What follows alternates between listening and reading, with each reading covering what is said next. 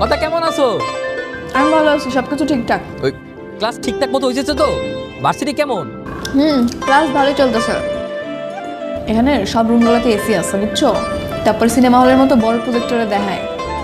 আর এখানকার পোলাপেনগুলো যা stylish, English Bangla মিলিয়ে কথা বলে। কিন্তু কিন্তু কি? ওরা জানি কেন আমার দিকে হাসাহাসি করে, আমি বুঝলাম না। আরে তুমি বোঝো নাই, তুমি অনেক সুন্দর না, এই কারণে সবাই তোমার দিকে তাকাই দেয়। আরে না, সুন্দরের জন্য না। আমরা যেরকম আমাকে গ্রামের পাগল দেখলে হাসি, ওরকম আমার দেখে হাসাহাসি করে। আরে ওইটা কোনো ঘটনা না। শোনো, তুমি যে সুন্দর এটা তুমি কয়েক পরে টের বাবা, তুমি দেখো, আমি তোমার কইছি তো।